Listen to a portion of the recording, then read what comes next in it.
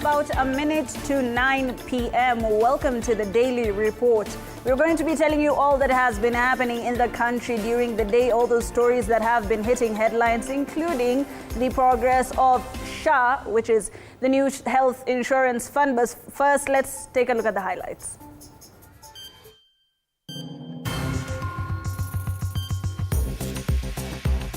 Tonight,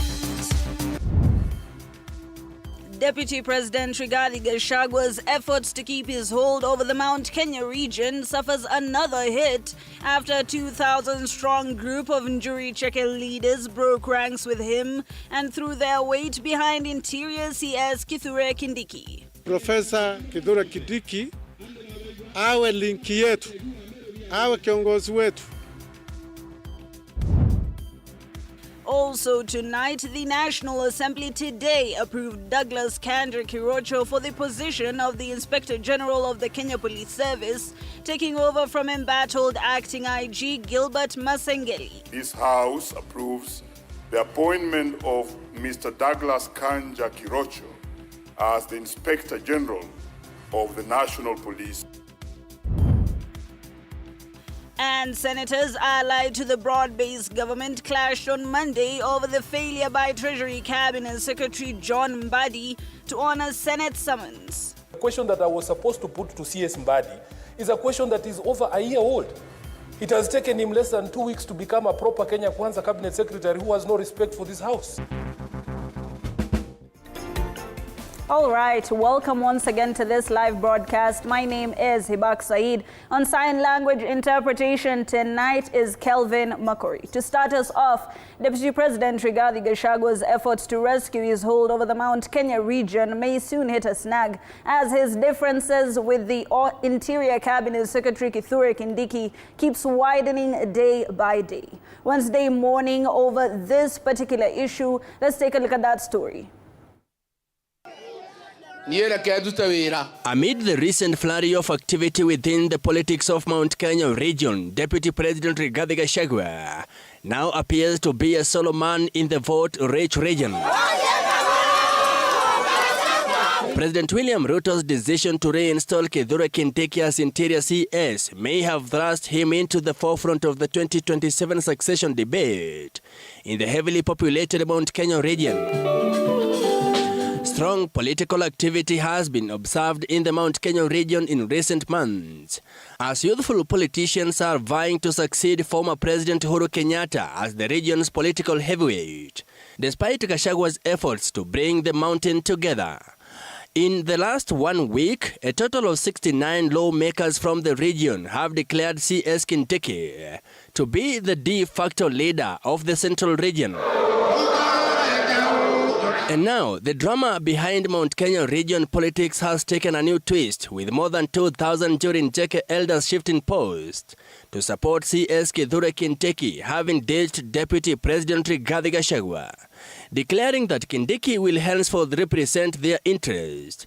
The elders from Meru and Tharaka pledged their loyalty to the former Tharaka Nithi senator. Profesa Kithure Kindiki awe linki yetu, awe kiongozi wetu wa Mount Kenya East, awe msemaji wetu kwa rais wetu mpendwa William Samoei Ruto. Meru na Tharaka Nithi ni kitu kimoja. There are two counties, one people. Kwa hivyo mzee Profesa Kindiki wakati anahesabiwa basket yake hata ya kura, anaanza na kura zaidi ya milioni 1. It is believed that leaders' present choice to bench Gachagua in favor of Kindiki weakens the second in command, who has been issuing a clarion call to unify the region. Reports from Gachagua's faction says the former Mathira MP may have to seek different options to choose from before 2027, with Party of National Unity PNU and Thuo Mathenge's the New Democrats TND Party up for grabs before then. Despite gaining several endorsements, CS Kindiki has not openly proclaimed himself as Mount Kenya kingpin. Mike Kagwango, TV47, Nairobi.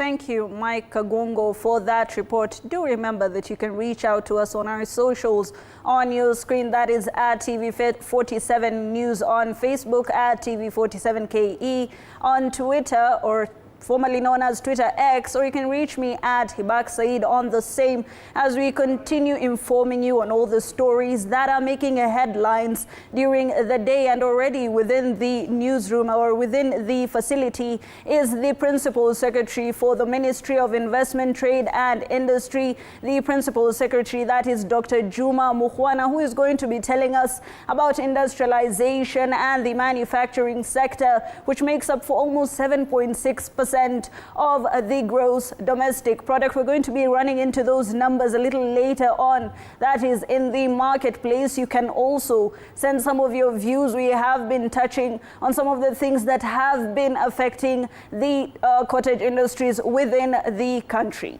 Now, the National Assembly today approved Douglas Kanja Kirocho for the position of the Inspector General of the Kenya Police Service, the highest rank in the service. Sheila Chelangat with more on that report. As we try to get that story, do remember that the acting IG has had a few scuffles in the past within those ranks, as we continue to get that story for you. Now tonight, senators allied to the broad-based government clashed on Monday over failure by Treasury Cabinet Secretary John Mbadi to honor Senate summons. Nairobi Senator Edwin Sifuna accused Mbadi of learning bad manners from the Kenya Kwanza cabinet colleagues who do not honor parliamentary summons, a statement that did not go well with Majority Leader Aaron Cheruiyot. Apollo Kamau with that report. And we will be bringing you that story in a while. Meanwhile, the National Assembly today approved Douglas Kanja Kirocho for the position of the Inspector General of the Kenya Police Service, the highest rank in the service and its leader by law. Kanja will be sworn in on Friday and is expected to commence work next week. He will be replacing recent retired Japhet Koome as the 5th Inspector General since the promulgation of the 2010 Constitution. This House approves the appointment of Mr. Douglas Kanja Kirocho as the Inspector General of the National Police. Following the National Assembly's much-awaited nod today, Douglas Kanja Kirocho is set to begin his role as Inspector General of Police Service next week. He is impeccable, he is very good, he's human, he's down to earth, and basically cares about this country. At the plenary today, Kanja has been described as a capable leader who has served for nearly 4 decades in various capacities in the police service. This nominee is without blemish in his 39 years of service. That is not easy for a policeman. Kanja's appointment to the helm of the National Police Service comes amidst heavy scrutiny on the police and its leadership, with criticism flowing freely, the latest being aimed at the acting IG Gilbert Masengeli, who is now convicted to 6 months in prison over contempt of court, a situation that has strained relations between the police and the judiciary. When the courts require you to appear, all you need is appear. You don't need to defy and then issue a press conference explaining the functional and operational independence of the police service. Kanja will be tasked with leading the ongoing reforms stemming from the Justice Maraga Task Force recommendation that aims at addressing welfare issues for police officers and implementing a salary review that has already begun to take effect. Kwamba hata tunapopea huyu bwana kazi, hata tunapokuwa na matarajio chungu mzima, lazima polisi wapewe yale mambo ama yale fedha yatakayowawezesha kutekeleza majukumu yao. Kanja is expected to be sworn in on Friday this week at State House, making him the 5th Inspector General since Kenya promulgated the 2010 Constitution. Sheila Chelangat for TV47. Thank you, Sheila. A sudden leadership change at the Social Health Authority, SHA, just days before its rollout has sparked curiosity, with Dr. Mohamed Abdi now at the helm, replacing Dr. Timothy Olweny. Questions have been raised about the timing and necessity of this move. But the Ministry of Health insists it is business as usual. And as Ann Odida reports, the final stages of preparations for the rollout of the program are in top gear. Take a look. What are the new benefits? In the words of the newly appointed chairperson of the Social Health Authority, it's the prerogative of the president to appoint whoever he wishes in his government. The unexpected shift from Dr. Timothy Olweny to Dr. Mohamed Abdi just 12 days before the program's official rollout has led to speculation. However, according to the Ministry of Health, Dr. Abdi was basically a board member, a director of SHA, who has been elevated to be the chair of the Social Health Authority. And Dr. Timothy Olweny, who was the chair, has been moved to National Cancer Institute. Despite a recent High Court ruling deeming the share unconstitutional, the ministry remains committed to launching the program on October 1st. They assert that the Court of Appeal stay order, which grants them a 45-day window, allows them to proceed. If our request will not be granted on the 20th, then that means we'll go back to the 120 days where Parliament had been given time to reenact these laws. Moreover, the ministry has emphasized that the SHA will be compulsory for all citizens and everyone must be registered. The initial thing was, it was voluntary. Nobody was pushing you. But you are now saying it is compulsory because we need each other. See what happens to Kenyans when you make a service even that they need so much involuntary.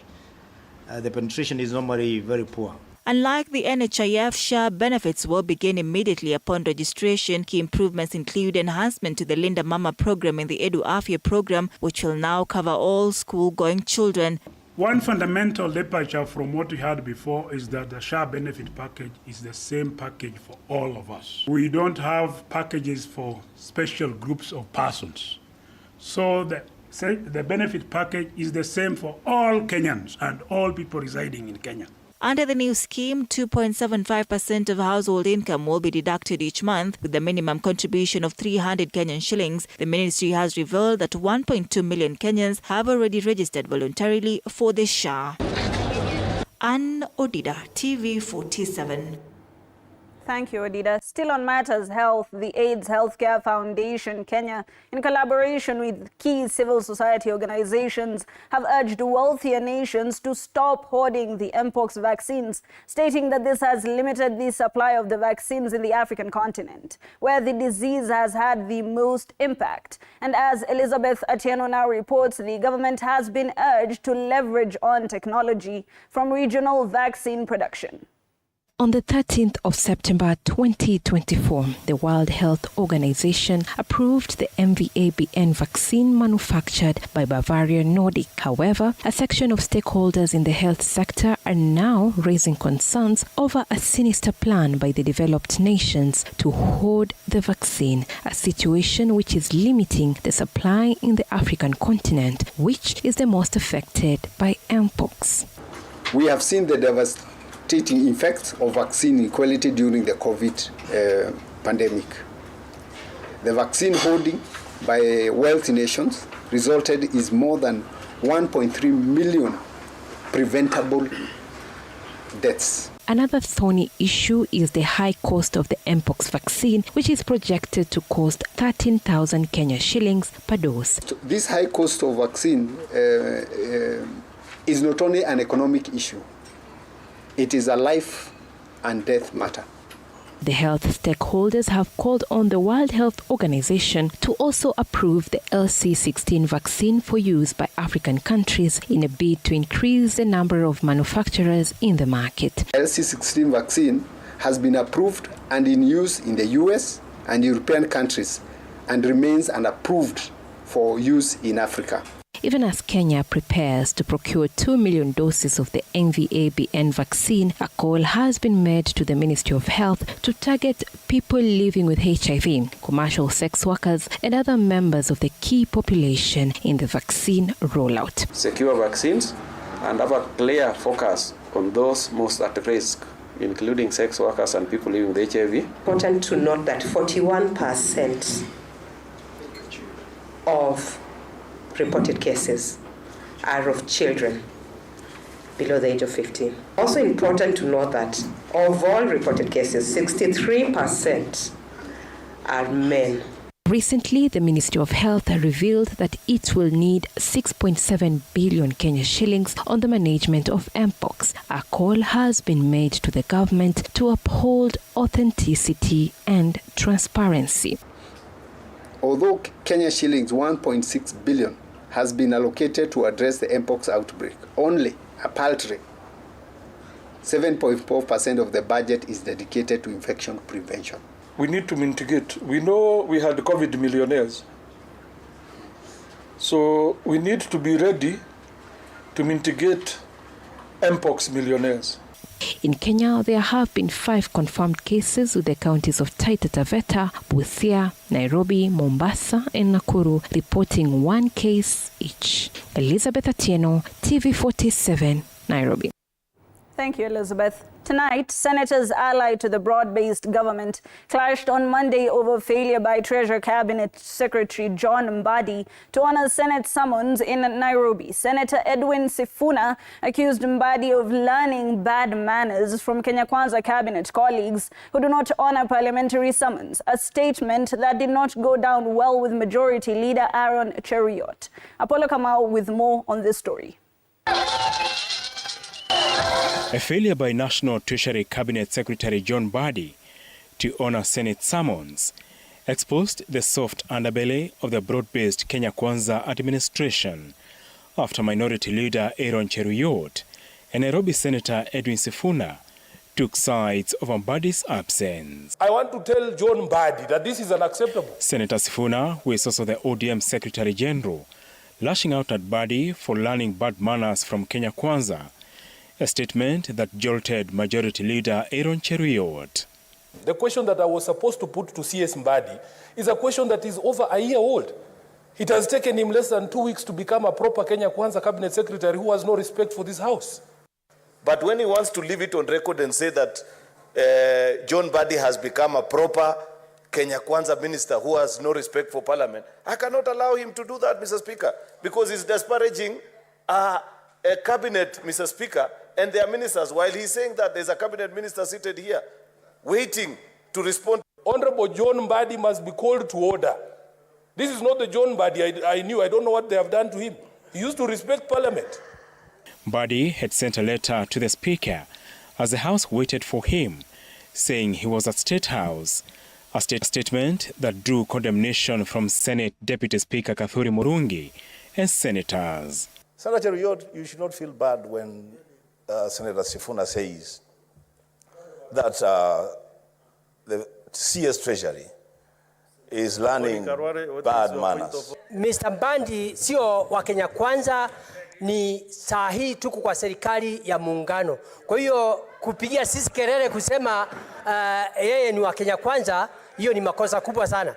Sifuna's charge against Mbadi has exposed the rift in ODM, where a section of ODM MPs are divided on supporting the government and remaining in the opposition. Kenya Kwanza is also divided, with a section of MPs that supports President William Ruto, while another faction supports Deputy President Rigathi Gachagua. The alliances will be put to test in case of an impeachment motion against Deputy President Rigathi Gachagua. Sifuna's tongue lashing on Mbadi, coming slightly over a month since the broad-based cabinet was sworn in, sending signals that despite the numerical strength enjoyed by the broad-based government, consensus might be hard to achieve in some instances. Apol Kamau, TV47. All right. Thank you, Apollo, for that. Always on point.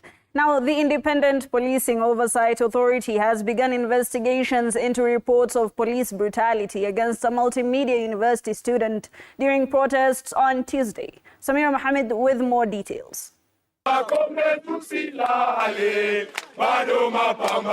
multimedia university students earlier today protested on campus, demanding justice and accountability following the alleged brutal assault by police officers against Trevor Mureithi, a first-year media and communication student at the university. What began as a peaceful demonstration, a powerful expression of our collective demand for justice, tragically turned into an incident of police brutality that we cannot overlook. Trevor Matenga Mureithi, a first-year student pursuing bachelor degree in applied communication, who is now recovering from his injuries at Rongai Orthopedic Medical Center Hospital, was brutally beaten and harassed by police during the demonstration. Mureithi, who was allegedly brutally assaulted by police officers on Tuesday at the school premises during their protests, earlier today underwent an ankle surgery at the Rongai Orthopedic Medical Center. He was fractured. We have a clinic, University Health Center, where he was attended to immediately, and his fracture was attended to but was referred to the orthopedic hospital that is in Rongai for further treatment. The Independent Policing Oversight Authority earlier today released a statement stating that they have begun investigations on the alleged police brutality against Trevor Mureithi in an incident where 5 police officers were captured on a video attacking Mureithi, who was already injured and struggling to stand.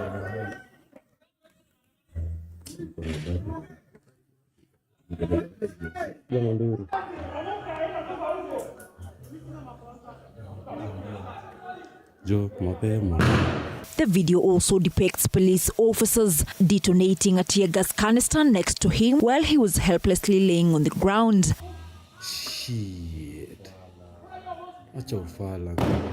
These as a section of human rights groups strongly condemn police brutality by police officers against Mureithi and other students and are now calling upon relevant authorities to ensure that justice is served. We are here today to stand in solidarity with Trevor and students of Multimedia University for the heinous attack merely for exercising their constitutional rights. According to the school's acting Vice Chancellor, Professor Rosebella Maranga, police officers illegally invaded the school premises, which is against the law. Yesterday there was, I must say, an unfortunate incident that the police accessed the facility. Normally they don't. Samira Mohammed for TV47. Thank you, Samira. Today, the university's academic staff union WASU, the Kenya University's staff union KUSU, and KUDHEA have officially announced the start of their nationwide public university strike to address their grievances to the government. Anastasia Mukabi with more details on this story. This is a picture queue of how public university staffs came out in number across the country to officially start their protest. This comes shortly after the government failed to respond to their 7-day ultimatum. We extended a window to the government and the employers to get back to us with a positive response. None has come.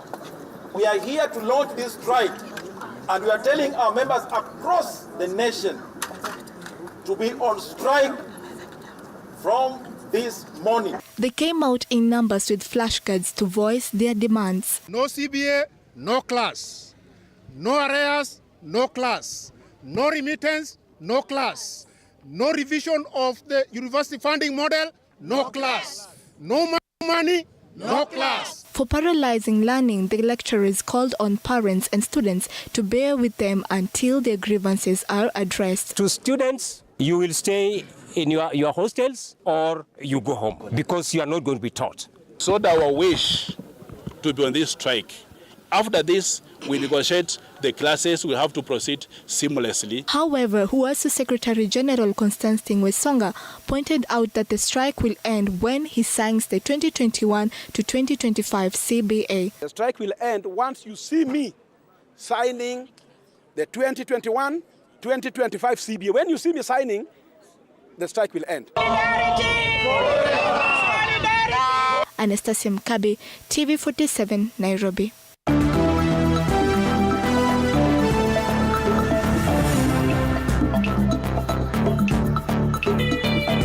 Sports News brought to you.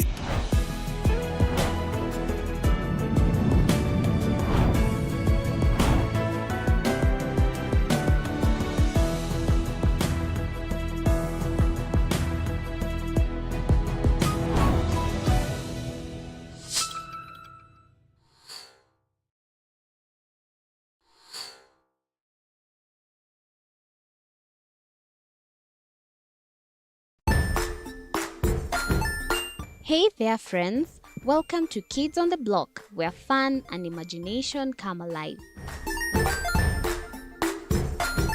We dive into magical world filled with exciting adventures and awesome friends. What position were you in? I was number 2. What position were you? Number 1. He decided to cross the bridge by his house and look for food on the other side.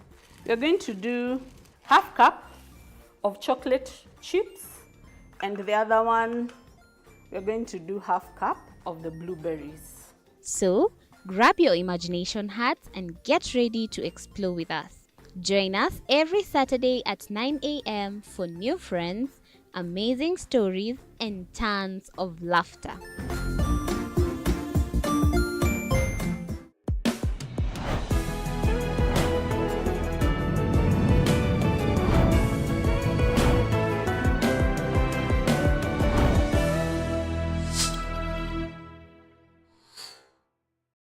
Join us as we explore the journeys of those who defy the odds and break barriers.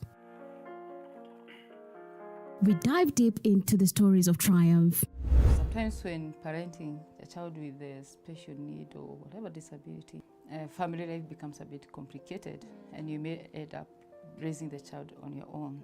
Here, we inspire. I have a farm which one we showcase with other dyslexic youths and autism, how to farm. Motivate. It's never easy, but what we do, the best thing is to work with another parent who has an elder child than yours. And break through the barriers one story at a time.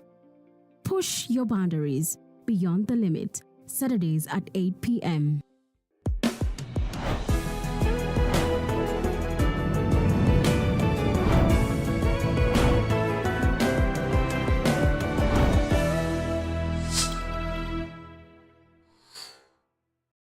The Grind, where business meets brilliance. It's not just about the ideas. I was working as a shampoo boy. I used to wash clients' hair on the sink. It's about making them happen.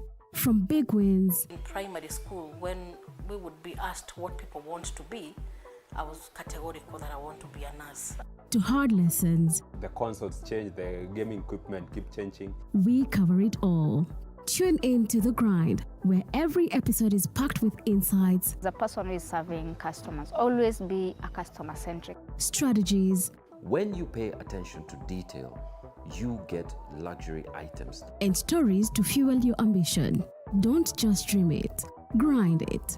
Mondays at 7:30 p.m.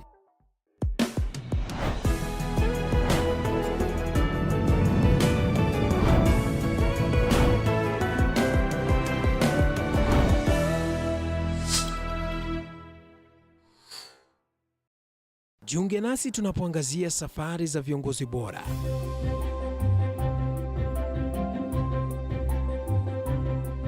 Kutoka kwa ushindi mkubwa hadi masomo magumu. Wakati wetu kwamba wasichana si wa kusoma, ni wa kuolewa, ng'ombe ipatikane, wazazi wakuwe watajiri. Tunashughulikia yote. I wish I were a better investor. My parents taught me how to look for things for myself. Tazama Mfahamu Kiongozi, ambapo kila kipindi kimejaa maarifa, mikakati na hadithi za kukuza azma yako. For me to succeed, I have to fight. Kila Alhamisi saa 1:30.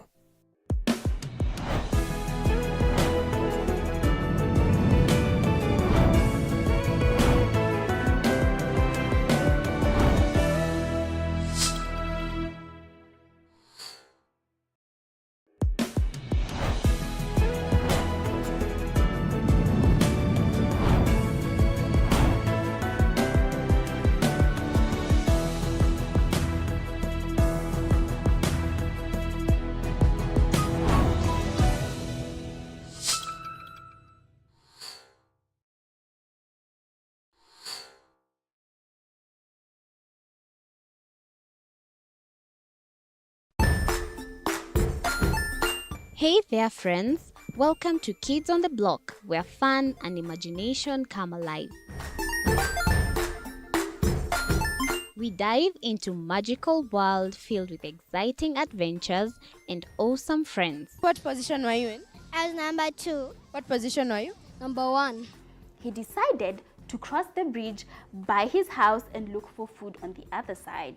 We're going to do half cup of chocolate chips, and the other one, we're going to do half cup of the blueberries. So, grab your imagination hats and get ready to explore with us.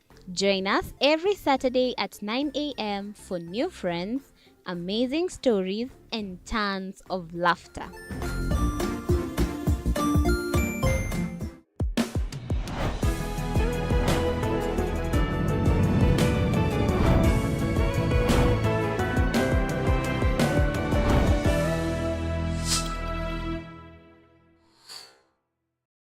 Join us as we explore the journeys of those who defy the odds and break barriers. We dive deep into the stories of triumph. Sometimes when parenting a child with a special need or whatever disability, family life becomes a bit complicated and you may end up raising the child on your own.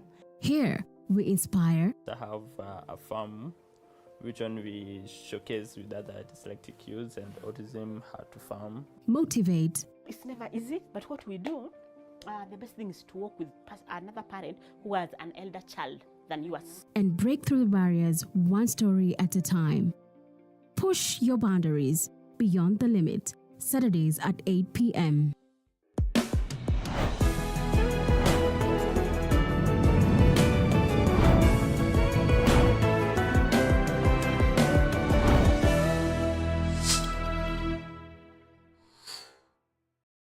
The Grind, where business meets brilliance. It's not just about the ideas. I was working as a shampoo boy. I used to wash clients' hair on the sink. It's about making them happen. From big wins. In primary school, when we would be asked what people want to be, I was categorical that I want to be a nurse.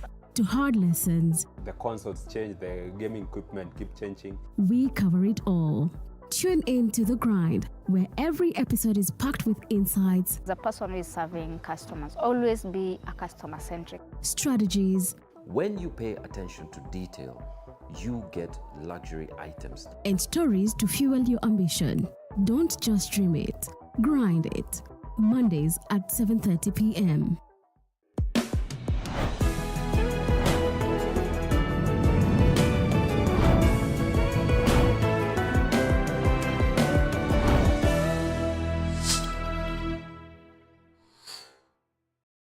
Jiunge nasi tunapoangazia safari za viongozi bora.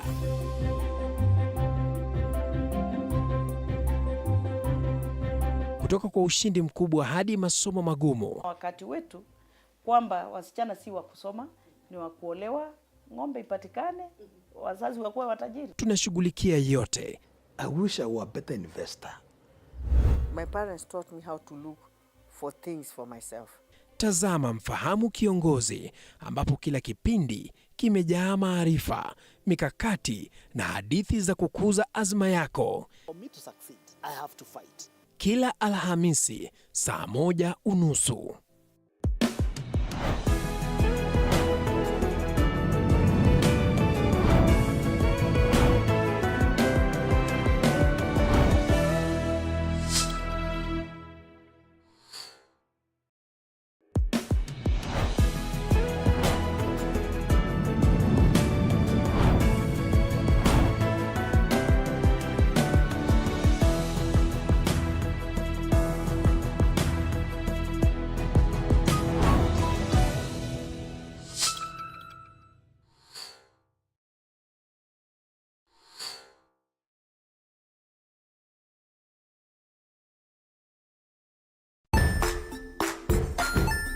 Hey there, friends. Welcome to Kids on the Block, where fun and imagination come alive. We dive into magical world filled with exciting adventures and awesome friends. What position were you in? I was number 2. What position were you? Number 1. He decided to cross the bridge by his house and look for food on the other side. We're going to do half cup of chocolate chips, and the other one, we're going to do half cup of the blueberries. So, grab your imagination hats and get ready to explore with us. Join us every Saturday at 9 a.m. for new friends, amazing stories, and tons of laughter.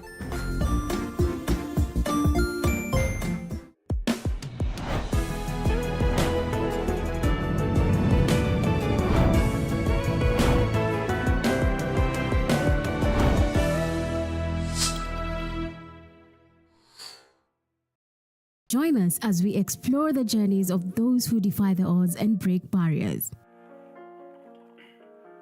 We dive deep into the stories of triumph. Sometimes when parenting a child with a special need or whatever disability, family life becomes a bit complicated and you may end up raising the child on your own. Here, we inspire. I have a farm which one we showcase with other dyslexic youths and autism how to farm. Motivate. It's never easy, but what we do, the best thing is to work with another parent who has an elder child than yours. And break through the barriers one story at a time. Push your boundaries beyond the limit. Saturdays at 8 p.m.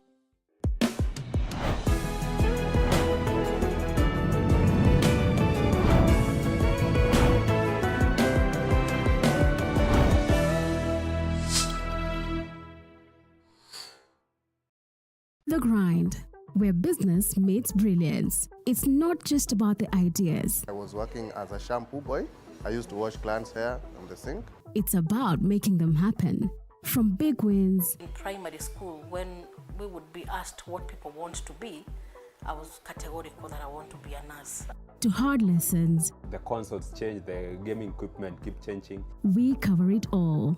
Tune in to The Grind, where every episode is packed with insights. The person who is serving customers, always be a customer-centric. Strategies. When you pay attention to detail, you get luxury items. And stories to fuel your ambition. Don't just dream it, grind it. Mondays at 7:30 p.m.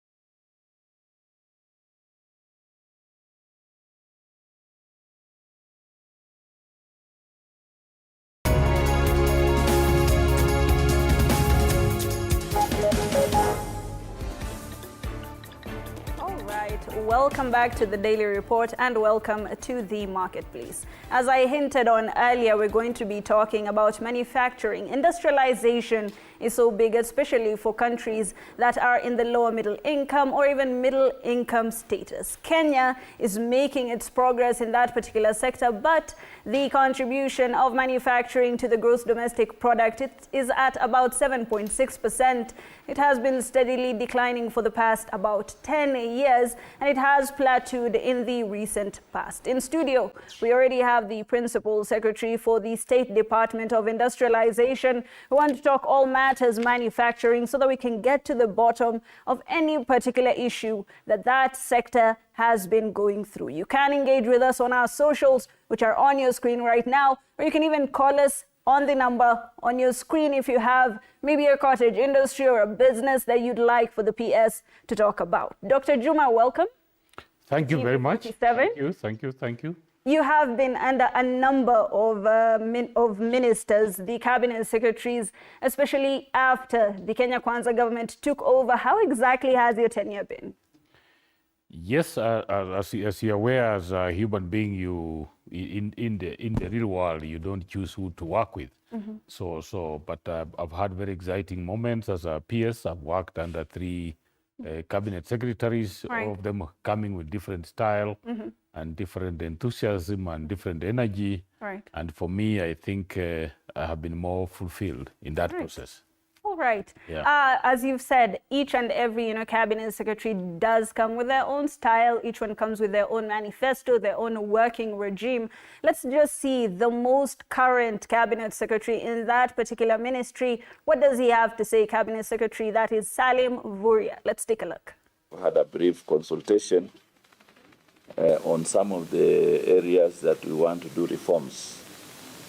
Reforms that are going to be very critical and very dear in inspiring manufacturing, investment and trade in our country. Cost and procedures remain burdensome, to trade and investment.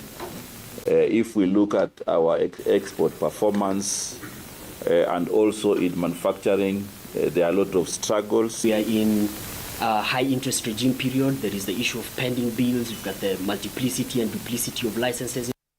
Two people there, the Cabinet Secretary for the Ministry of Investment, Trade and Industry, Salim Vuria. And then we also have a representative from the Kenya National Chamber of Commerce and Industry, that is Kigen Kiplimo, just touching on some of the issues that are ailing the manufacturing sector, some of the things that are holding this particular sector back from hitting 15%, which is the level that they want to reach by 2027, and that is the contribution to the gross domestic product.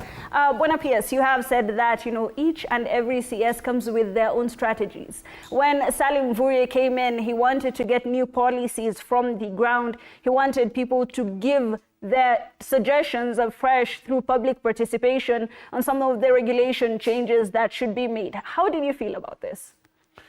Thank you, Hibaq. I think let's start from the beginning. Right. In my view, industry is so important, and many people don't appreciate this. As I've been sitting here for the last 2 years as PS for industry, Right. I think that we need to step back and appreciate where industry is coming from, and we need to know that countries in the world are actually defined in terms of whether they are developed, developing, or poor, depending on the level of industrialization and how much industrialization is contributing to their income. Right. And if you look back, the first industrial revolution happened in Britain in 1740. Right. That's 300 years ago. That industrialization has then, since then, moved from Britain to the rest of Europe, Right. to America, to China, to India, to Singapore, to Malaysia, to Sri Lanka. I think that as Kenya and as Africa, we need to really find our position within Right. this industrialization space. And the thing to say here is that Africa, as we are talking about industrialization, there's the first industrialization that then took place in 1740. That's 300 years ago. Right. It has spread to the rest of the world. It has, as we talk now, most of the world has done the first, second, third. They're doing the fourth industrial revolution. That is powered by ICT and computer science. Right. Africa is yet to experience its industrial revolution. Right. So as people are talking about the fourth, the question that we really need to ask ourselves is where are we as Kenya, where are we as a continent? Within the African continent, Kenya is about number 6 or 7 thereabout in terms of industrialization after South Africa. We have Egypt, we have Morocco, Algeria, Nigeria, but still our level of industrialization is still very small. It's not really powering the jobs. It's not giving us the opportunity that we need. And that's why we're here. As a government, we are really saying, how can we do better? And I think we have some work to do. That's what I would say. All right, Buena PS, each and every cabinet secretary who did come into this particular ministry had their own, one would say, flagship, role that they wanted to play. I believe the cabinet secretary, Moses Kuria, was big on KIPES and SEZs. And then we had, Rebecca Miano, who really wanted to promote the Africa Continental Free Trade Area Agreement. And she was named, the champion for digital trade. And now now we have, CS Mvurya, who's coming in and he wants to, try to trigger some of these policy and regulation changes. The ministry or manufacturing has stunted for quite a while. Do you believe that this could be the changing factor for manufacturing, considering, as I've said earlier, it has plateaued in growth?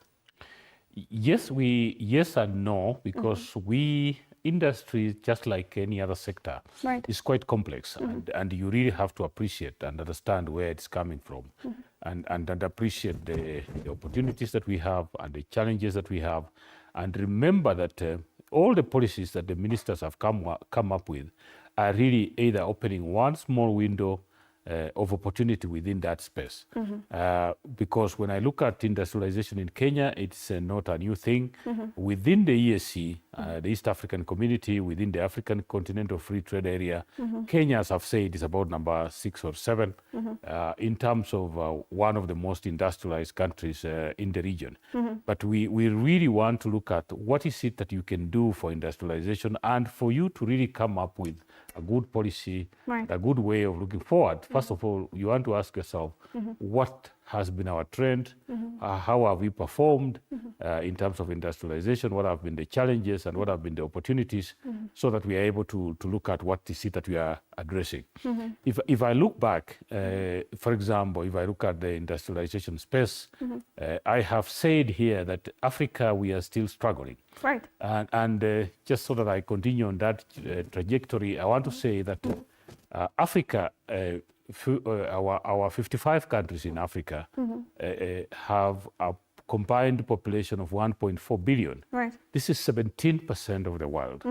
But our share of manufactured products in the rest of the world is only 2.8%. So this is 17% of the world manufacturing 2.8%. Let's look at Europe. If you compare with Europe, the 27 countries in Europe, their share of the population is only 9%. But Europe contributes 24% of all manufactured products in the world, meaning that you see 9% producing 24%. But in Africa, we are talking about 17% producing only 2.8%. Let's narrow down to the. And if we come to the Kenyan economy, yes, and as we come down to the Kenyan economy, some of the challenges that we have, there is a myriad of them. And some of the issues that we are looking at is in terms of market access. For example, if you look at the products that we make within Kenya, it is not possible for you to set up manufacturing that will serve the Kenyan market. And that's why I'm looking at the East African market, because Kenya has a population of 55 million. If you look at the Kenyan market, nearly 40% of what you produce in Kenya is exported to the rest of the EAC, whether this is steel, automotive, edible oil, and other things. So it means that for you to really, if you look at China, for example, they are not manufacturing for China. And it will maybe make a bit of sense for you to know that if you put the total manufacturing of Africa, all the 55 countries in Africa, our manufacturing is only 10% of what China is doing. But China is not manufacturing for itself. It's manufacturing for the rest of the world. And so part of the challenge and part of the strategy for us to develop our manufacturing is not just to look at the Kenyan market, but look at the East African market. We are looking at the African market through the African Continental Free Trade Area. If you look at it, we have worked very hard to do the economic partnership agreement with Europe, so that we are able to manufacture for not just for Europe. We are working very hard to open up the American market. So really, what I would like to say is that for countries that have developed their manufacturing, you have to look at yourself. It's not possible to manufacture for yourself and make progress. You really have to think beyond your market. So market access then becomes a big issue. The other issue that I would like to look at is the issue of industrial spaces. So I'll not look at the county aggregation and industrial parks. The county aggregation and industrial park is a very small part of something called industrial spaces. For you to be able to plug into industrialization properly. Technology is important, space is important. And in the past, everybody thought that for me to do an industry, I have to buy my land, 50 acres, I have to build, I have to bring in my machinery. Now we know that you don't need to do that. Right. What you need, what we are doing now, the model that has come in is the idea of the industrial parks, where we develop 50, 60, 200, 400 industries in one compound. All right. We share the power, we share the security, we share the water, because then that brings down the cost of manufacturing. And so the county aggregation and industrial parks, before I come in there, there's a lot of work that we are doing on the issue of industrial spaces. Right. There is the export promotion zones. If you go to Athi River here, we have nearly 400 factories that are manufacturing for export under the EPZ. And also we have developed what we are calling special economic zones. Tatu City, right here in Kiambu, is a very good example. Private special economic zone. Right. But government is also working on Dongo Kundu, for example, nearly 5,000 acres. Right. In Naivasha, we are working on nearly 15,000 acres of a special economic zone. In Sagana, in Kirinyaga, we are working in Eldoret, in Nakuru, in Nasewa, in Busia. And what we are doing here is to create a common manufacturing facility so that we can, so that people who come, you don't need to buy land, you don't need to then build the industry and then bring your machinery. You plug and play. So you find a place where we have already bought, this is mostly government land. We put up the space, we put up the industrial park. You only bring in your machinery, you play and plug. But what we have realized with the special economic zone and the EPZ is that it serves the bigger manufacturers. These are targeted for people who are targeting exports.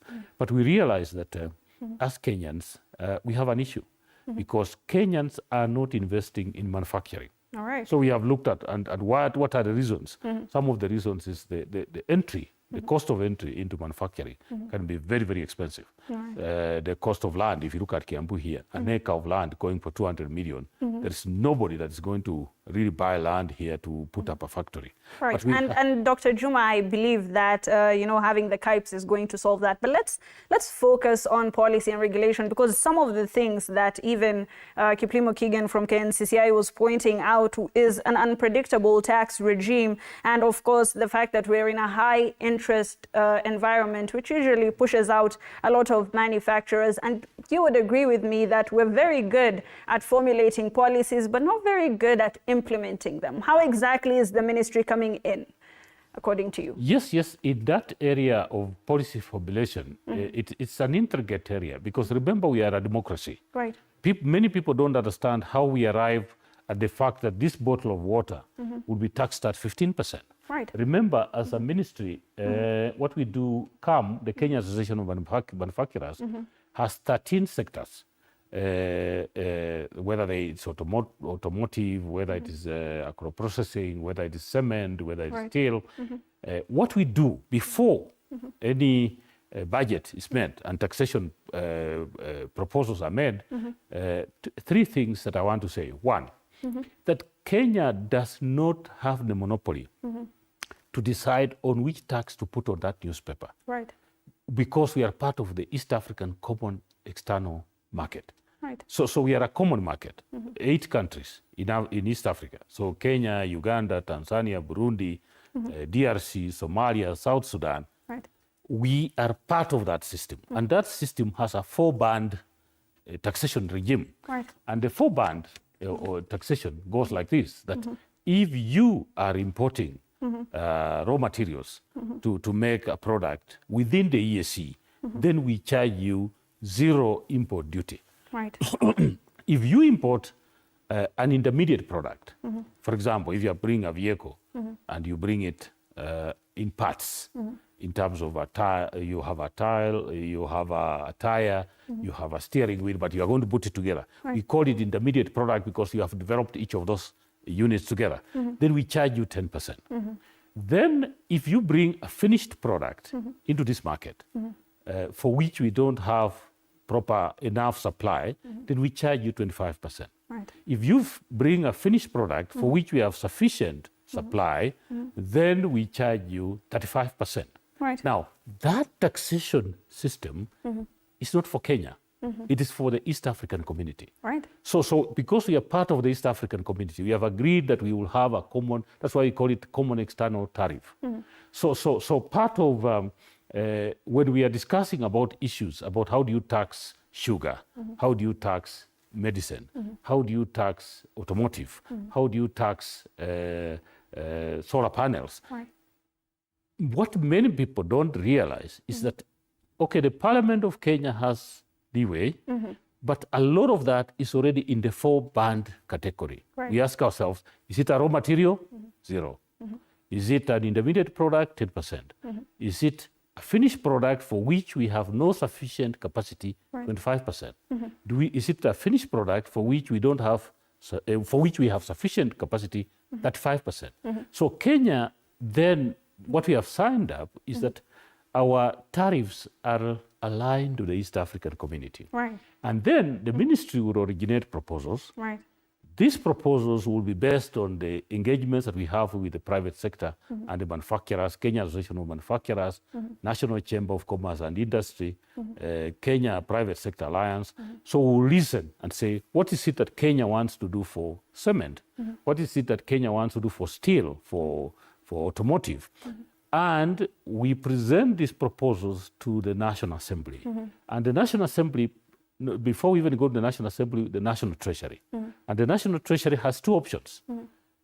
Some of these will go to the East African community because there are some things that we can't really make decisions until we have agreed with what the rest of the East Africans are doing. Because remember, when Kenya makes this water, we can sell this water to the rest of the 8 countries in East Africa, and it's not an export. So if I sell water from Kenya to Uganda, to Burundi, to Rwanda, it's not an export. It is a local sale. Right. So the tariff that I put on this water must agree with what Uganda is saying, what Tanzania is saying. So there is a lot of space in the common external tariff that Kenyans don't understand. Right. But then once it's at the National Treasury, then it goes to the National Assembly. Some of I have seen people saying, okay, we don't have good taxation policies. Right. But if every year you are going to propose a new tax, Right. for TVs, for vehicles, for bicycles, for motorcycles. And this has to go to Parliament. And then when you go to Parliament, remember the members of Parliament have a free will. Right. They have a right to adjust, but within the framework of what we have agreed within the ESC. So part of it is that you find, okay, I say this will be 10%, it goes to Parliament, Parliament decides it's going to be 15%. So sometimes what we are saying is a stable taxation regime is really saying that the Parliament is doing its work. Right. But sometimes I want to agree that sometimes that we make good decisions. Sometimes because of lack of knowledge or proper guidance, we also get a situation where we make taxes that may not be really positive for that sector. All right. But you see, every year we have to make new tax proposals. That's why we have a new finance bill every year. As much as you may look at me and say, that tax is bad, remember mine is a proposal. Right. The real maker of that decision is the National Assembly. All right. Dr. Juma, just a few clarifying matters. The matter of contention is, of course, the unpredictability of the taxation regime, which you have so rightfully, put out that is in the discretion of the members of Parliament, which keeps on changing every single year. We know that right now, the Finance Act 2023 is a matter that's being deliberated upon and it could come into action. The CS Mbadi was talking about a few changes that he wanted made in the already existing laws that could affect a lot of manufacturers who are already, getting up in defense for some of the things that they say could be punitive tax measures and punitive laws and regulations that would injure the productivity of this particular sector. As the ministry, how exactly can you cushion them? Because I assume the State Department is there for a reason. How exactly, are manufacturers going to be helped in this regard? I think that, yes, what you are saying is correct, but also realize that this knife cuts both sides. Right. Quite often, when we are making policies and tax proposals, what people really pay a lot of attention to is what is negative. Right. And sometimes what is negative is 5%. All right. What is positive is 95%. Right. So I would say, for example, if you look at the Finance Bill 2023, we had a lot of good proposals that we had made in there that we lost. All right. So sometimes I think as human beings, we also tend to focus too much on what is negative. Right. For example, let me just give brief examples. For example, we have something called the export levy. Right. One of the things that we had introduced on a lot of products, 73 products actually, was to put a levy on finished products that were being imported into this country that we can make here. Right. So for example, textile, shoes, clothes. So we had put a 3% to say, if you are going to buy a shirt that's Kenyan made, and you are going to import the same shirt, that shirt will attract a 3% import levy. Right. Why? We are trying to make it so that if you're importing a shirt which we can make here, it's more expensive. So sometimes what I've seen, and I've been engaging with this with Kenya Association of Manufacturers, is that quite often we focus so much on one thing that we lose the whole baby. Right. You see what I mean? When I looked at the Finance Bill 2023, there were a lot, and you manufacturers are watching me here and they will agree with me. We had a lot of proposals that were really good for them. Right. Dr. Juma, let me just wait a minute. Let me throw a wrench into the works. What about consumer interest? Because you take away, some of the things that they want when it comes to importation. Try to balance that out for me. Yes, we try to do that. But remember, let me just take you back to 1991. When Kenya was developing something called the Nyayo Pioneer, the Kenyan car, India was struggling to make the Mahindra, the smoking one. We were all laughing at the Indian car because it was smoking. But the Kenyans were laughing at the car. And one of the things we were asking ourselves as Kenya is, can Kenya really make a car? So no, India persisted. Today, in 2024, our Nyayo Pioneer, which was done by our second president, Daniel Arap Moi, we laughed at it. We didn't develop it. We thought we didn't have the capacity. So the Nyayo Pioneer is where it was in 1991. Right. The Mahindra is a global brand. What I'm trying to say is this. Consumer protection is very important. But at some point, for you to grow your industries and to grow your products and to create confidence in your products, there must be a sacrifice. Right. So there's no way you're going to develop products which you don't believe in. And this, I want to talk to the rest of Kenyans, that if you really want to grow your economy, and many times we talk about cost of living, and I say it is very, very important that we focus on that. Right. You cannot talk about the cost of living if you are consuming somebody else's products. All right. The problem with Kenya is this. You consume what you don't produce, and you produce what you don't consume. And when we produce a Kenyan product, you don't promote it. We have this idea that something that is imported, something foreign, this shoe, this cloth, this is better. Remember, if every time you import a product, you export a job. There's somebody sitting somewhere in China, in India, producing that product for you. Right. So if you import a product, you have already exported a job. And then now, the challenge that I have with you, and I want you to really focus on this, is after you have exported a job, you've bought, we are talking, let's take a look at the Kenyan economy. You're importing 80%, you're producing 20%. Then you want to talk about a cost of living. How do me and you probably discuss the cost of living when we are exporting all the jobs that we need? So there must be a level of patriotism for us to grow our industries. Right. Dr. Juma, I will be indulging in that right after this break because we need to take a break right now. When we come back, we touch on consumer interest. Don't go too far. We'll be right back.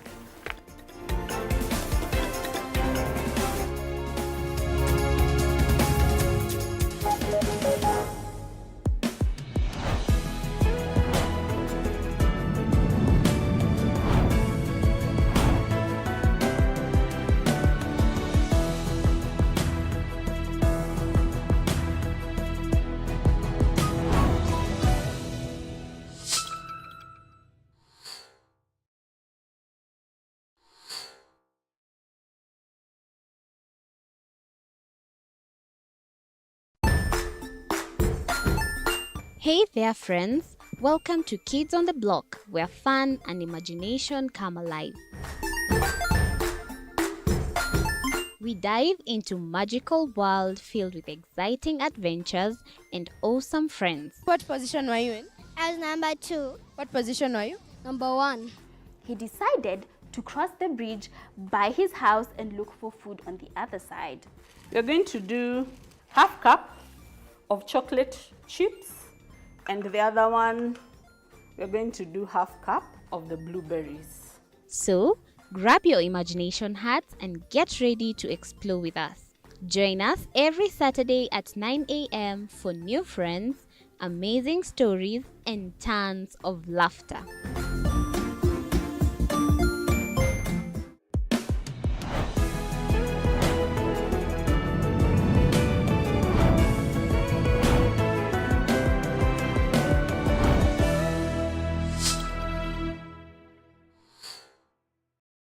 Join us as we explore the journeys of those who defy the odds and break barriers. We dive deep into the stories of triumph. Sometimes when parenting a child with a special need or whatever disability, family life becomes a bit complicated and you may end up raising the child on your own. Here, we inspire. I have a farm which one we showcase with other dyslexic youths and autism how to farm. Motivate. It's never easy, but what we do, the best thing is to work with another parent who has an elder child than yours. And break through the barriers one story at a time. Push your boundaries beyond the limit. Saturdays at 8 p.m.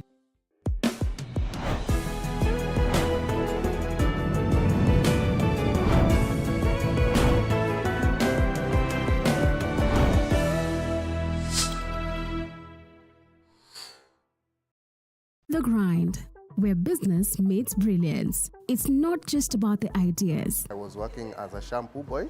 I used to wash clients' hair on the sink. It's about making them happen.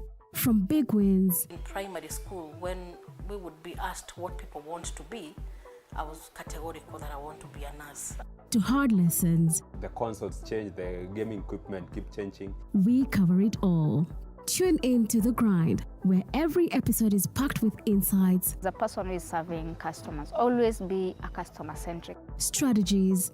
When you pay attention to detail, you get luxury items. And stories to fuel your ambition. Don't just dream it, grind it. Mondays at 7:30 p.m.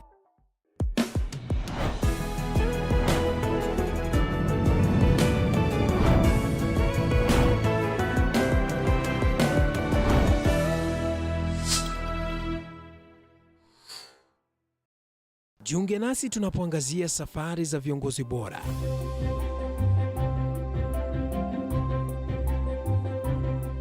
Kutoka kwa ushindi mkubwa hadi masomo magumu. Wakati wetu kwamba wasichana si wa kusoma, ni wa kuolewa, ng'ombe ipatikane, wazazi wakuwe watajiri. Tunashughulikia yote. I wish I were a better investor.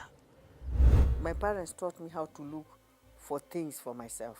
Tazama Mfahamu Kiongozi, ambapo kila kipindi kimejaa maarifa, mikakati na hadithi za kukuza azma yako. For me to succeed, I have to fight. Kila Alhamisi saa 1:30.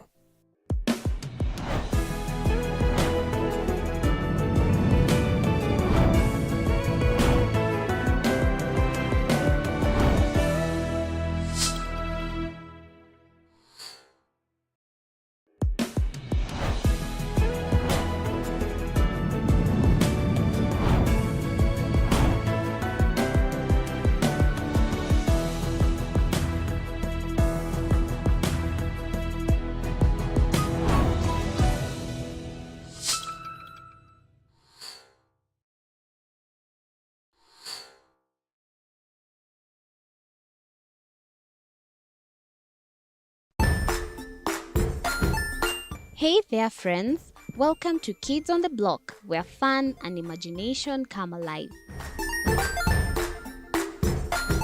We dive into magical world filled with exciting adventures and awesome friends. What position were you in? I was number 2. What position were you? Number 1.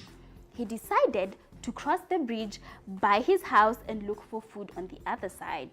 We're going to do half cup of chocolate chips, and the other one, we're going to do half cup of the blueberries. So, grab your imagination hats and get ready to explore with us. Join us every Saturday at 9 a.m. for new friends, amazing stories, and tons of laughter.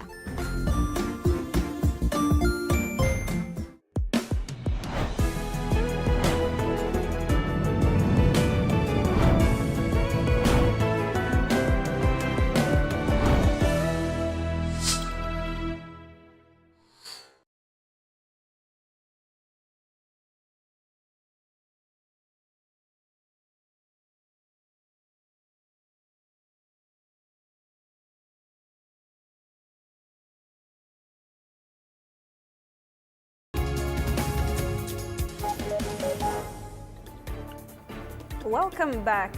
So PS and I were just talking about manufacturing a little bit more.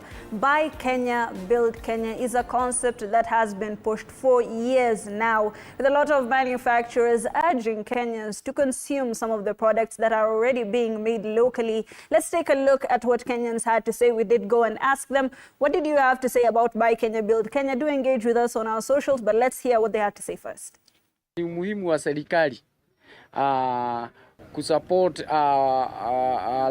local industry ili hao watu, maana ile kitu ambayo inawaletea shida ni pesa ama rasilimali, na ndiposa tunaona kama serikali inahujumu local manufacturer, kwa sababu wanaingiza ama wamepatiana mamlaka ya vitu vinakuwa vinatoka nje, alafu zile manufacturer ambazo ziko katika taifa letu la Kenya tunaona zinaendelea kufifia.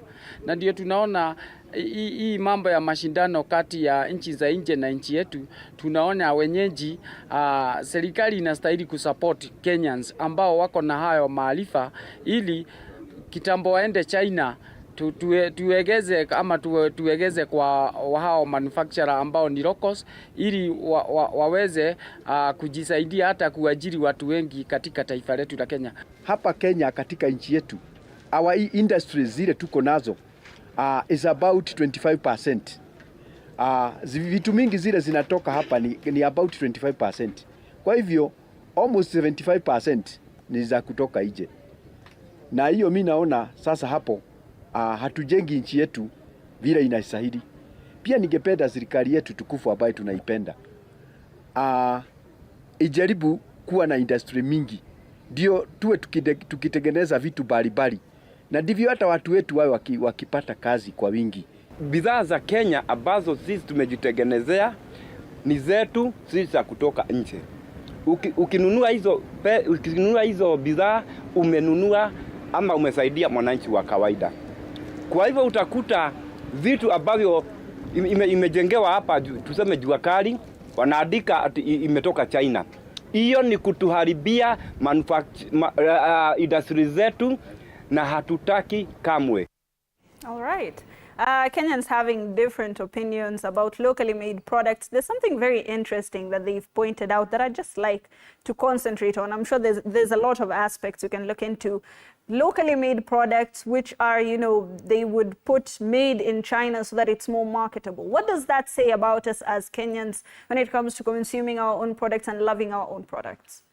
Yes, that is very important, and I've come across that. I have seen shoes that are made here in Karioko that are marked made in Turkey or made in Italy. Because the manufacturers have figured out that Kenyans don't love their product. We love this thing written made in America, made in the UK. We forget that the good product from China, the good product from another country, was developed because the people of that country spend their energy, their time, their money to really appreciate. So one of the things that I really want to tell Kenyans is the only way you can support, the only way that we can talk about good cost of living is for us to appreciate what is made in Kenya. Right. So you find Kenyan manufacturers are struggling to sell something because they know that a Kenyan thinks that anything made out of this country is good. But as I've said, every time you import a product, you export a job. We are creating jobs for other people. So my passionate plea to Kenyans is that however, let me not use the word inferior. Right. Your product may not be as good, but this is what you have. Right. And every time you buy a product that's made from a Kenyan, you really encourage that person to invest more, to employ more, to buy more raw materials. And within the government circles, the Buy Kenya, Build Kenya is a very simple concept. What we have said is that 40% of all goods that are bought within government, whether it's KDF, police, Kenya Wildlife Service, Kenya Forest Service, our sagas, that this must be made in Kenya. So the rule in Kenya is all government agencies are required by law to buy 40% of their requirements of goods made within Kenya. Right. And they have to report on it every 3 months to say, I have bought made in Kenya. But we also want in our private life to appreciate that other people's products may sometimes look cheaper, sometimes may look more superior, but Kenyan-made goods under the guidance of Kenya Bureau of Standards, because Kenya Bureau of Standards falls under my target, is that our products are world class. Right. I really want to ask the Kenyans to buy from Kenyans. The last issue I want to say, I've listened to that clip. We think that the work of industrializing Kenya is the work of government. Right. No. There is no country in the world that has grown its industrialization by government engaging in manufacturing. Right. Manufacturing is for the private sector. It's for you and me. The work of government is to provide a good policy environment, is to provide good regulations, a level playing field, so that each one of us, so when Kenyans have money to invest, I realize that now with the advent of devolved counties, everybody's building a hotel. Right. We want to say, please, Kenyans, invest in industry. Right. It may be a small thing for making toothpicks. It may be a small thing for making pencils, for making rubbers, for making shoes. The role of government is to be a good referee. Right. But the work of industrializing Kenya, and this is a question I always ask wherever I go, who is going to industrialize Kenya? It is the private person. So if the people of Kiambu cannot industrialize their county, if the people of Homa Bay cannot industrialize their county, if the people of Kakamega cannot think of how is it that we can add value to sugarcane and produce a product that is made within Kakamega by a private citizen, that is where we have missed it. China is not where it is because government is investing in manufacturing. India is not where it is. US, UK is where it is because the private people have invested in manufacturing. Right. So, Dr. Juma, let's just focus on something here.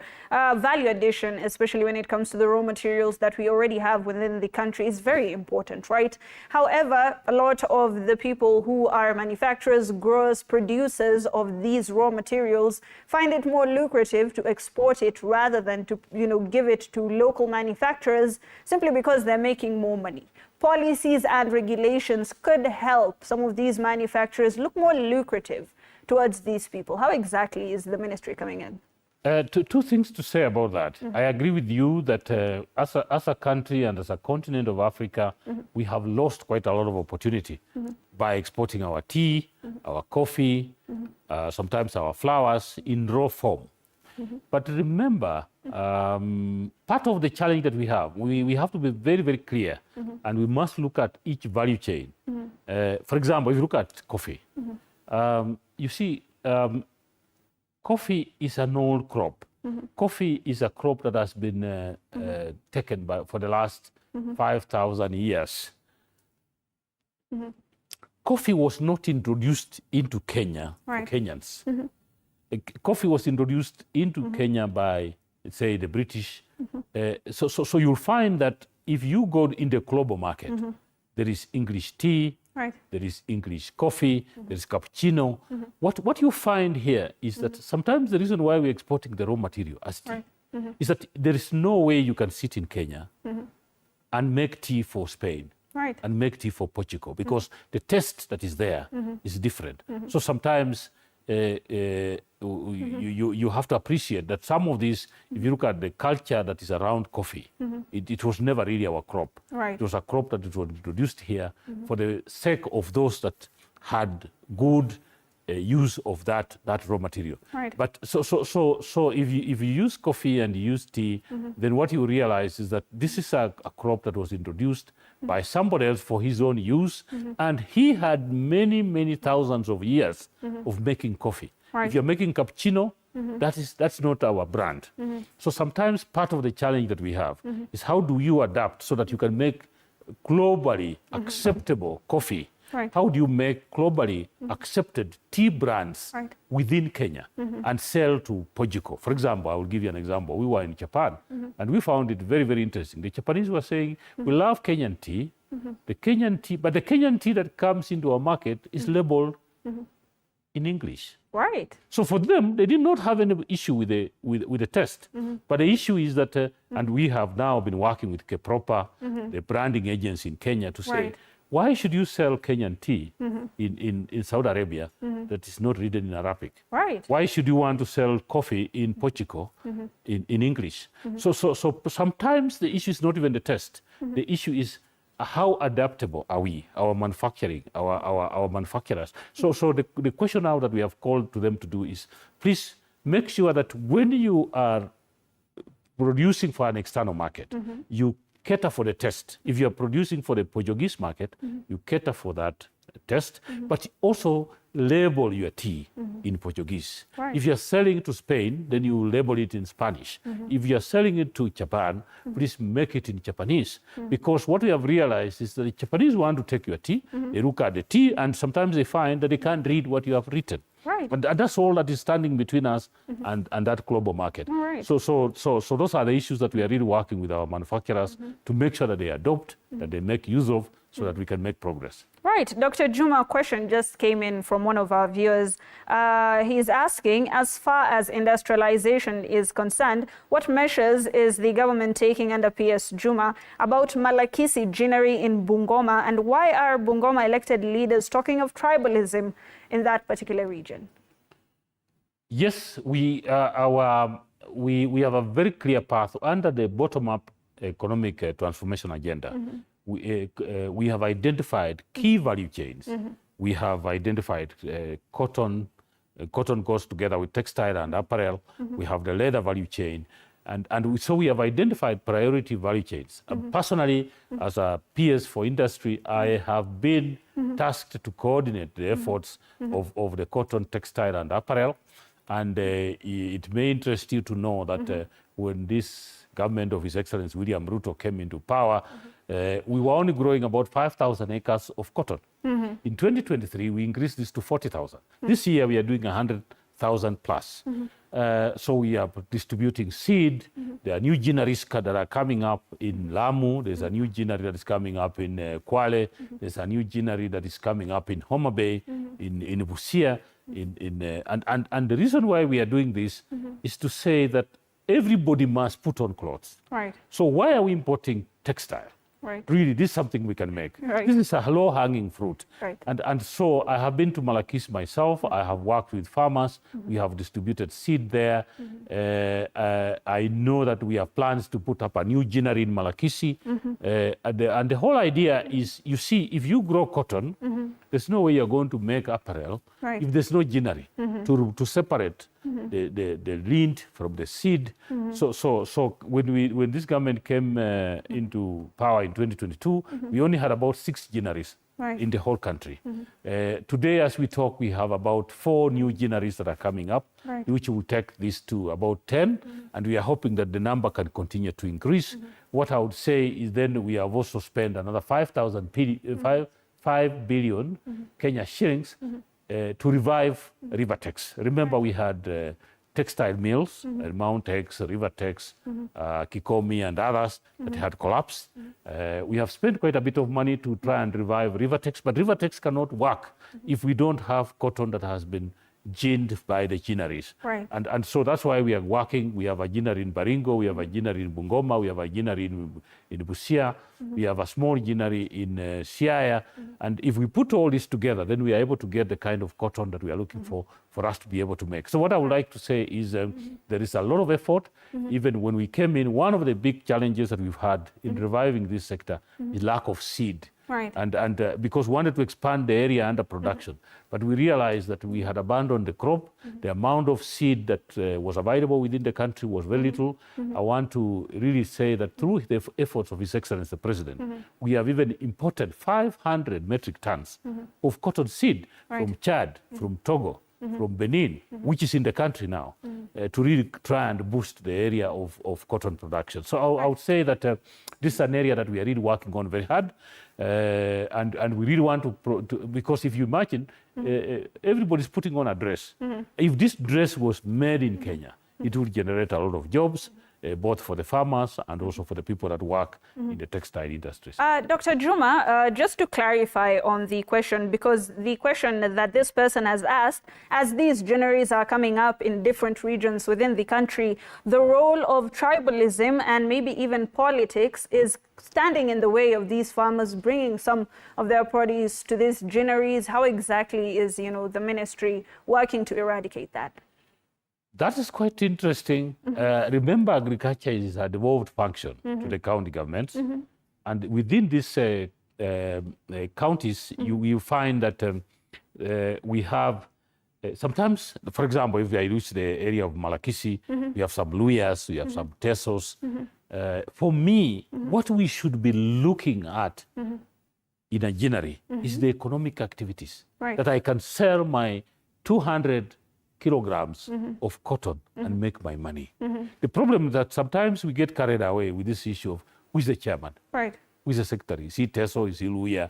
I really, in my view, and maybe I'm wrong, right? That is not very important. The issue is if I take, if we revive a ginnery and we revive a cooperative society, and I take 300 kilos of my cotton, and the price today is 72 shillings per kilo, the farmers know the price. It's not like they don't know. The issue is, can I get my money from there? Right. If I put 100 kilos in Malakisi, do I get my money? But sometimes now we're asking, so who is the chairman? So who is the treasurer? So is he Luya? Is he Teso? For me, I think that is missing the point. Right. Because the ginnery is not a place for socialization. It's a place for an economic activity. I bring my product, I sell, I make my money, and I think that with the rest of it, we should really not bring it there. All right. Yeah. So don't focus on tribalism. Focus on good policies that can push industrialization. Yes. All right. Yeah. Another comment that's coming in, someone is saying for Kenya industrialization to grow, it needs to go the Vietnam way. What do you think about this, VS? Yes, and we are quite on the road because Vietnam has grown. As I started here, I wanted to say that we only have a population of 55 million. If you really focus for manufacturing for 55 million people, you can't grow. You become a very small person. Kenya is where it is because we manufacture for the rest of the East Africa. We are producing for the rest of Africa. I said here that nearly 40% of what we produce in Kenya is exported. Right. Vietnam has reached where it is because it is producing for the EU, is producing for the American market.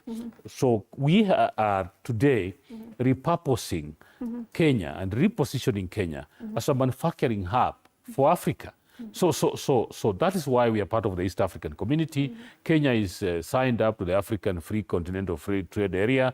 I told you that from 1st of July, we have the Kenya European Union Economic Partnership Agreement.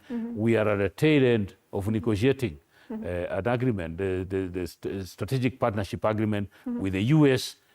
And we have already signed the Kenya-UK Economic Partnership Agreement. So Vietnam became what it is by manufacturing for other people. China is what it is because it manufactures for the world. Vietnam is doing the same. Where we are positioned in Kenya is your gateway to Africa. Right. If you really want to access the East African market, invest in Kenya, put your manufacturing in Kenya. If you want to access the African market, then put your manufacturing in Kenya.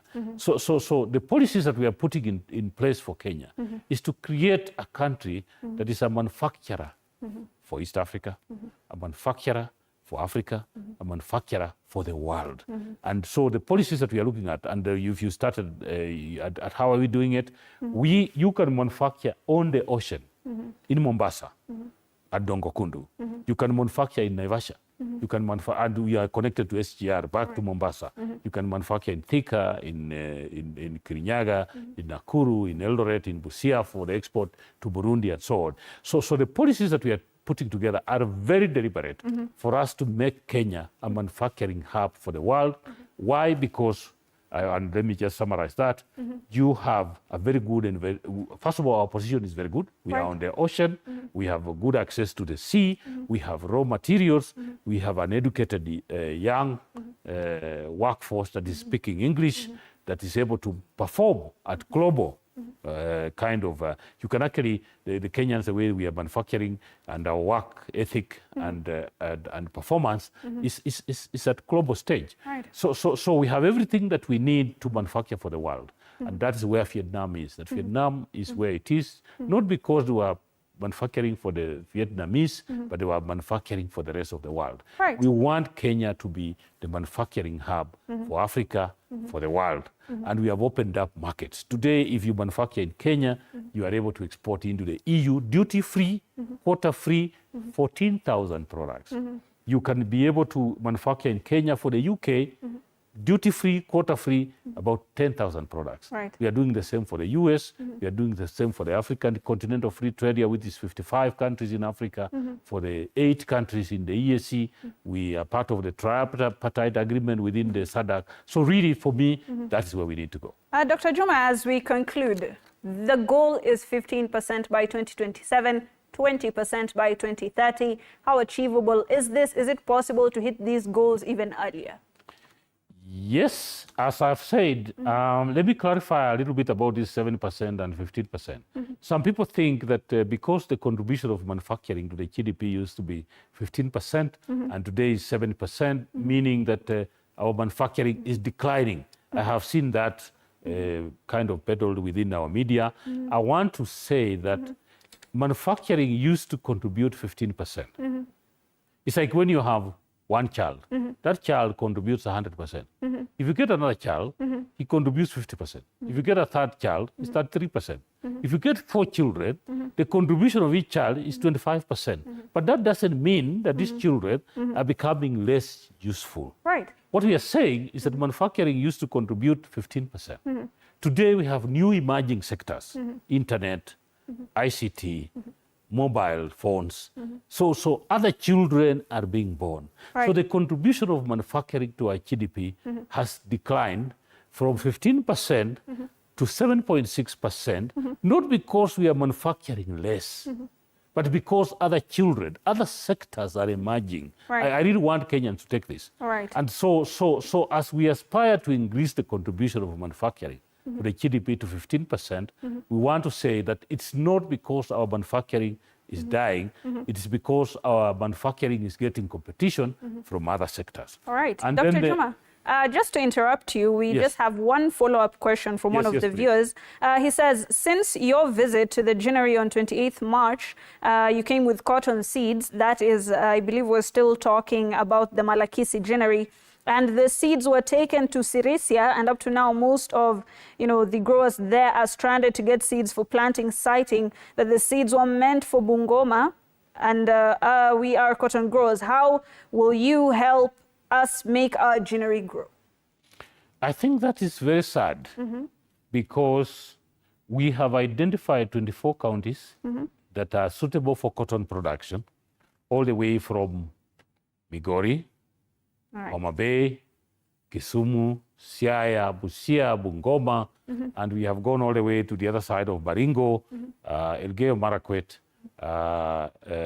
Makueni, Machakos, Taita Taveta, Kwale, Kilifi, and Tana River, as well as Lamu. Right. What we have done this year is as national government, because we are we are reviving this sector. We've been buying seed and distributing seed free of charge through the county governments of those counties. Right. And so we went, I know that we gave free seed to the county government of Bungoma. We have given free seed to the county government of Busia, because we know this is an area that can grow cotton. I am saddened if that seed which we provided has not reached the farmers. So what would be the solution then, PS? As now that the problem has already emerged. We are going to really work with the county government to know why that has not happened, because I know that I just came back from Kwale, where we are doing very good job with cotton growing.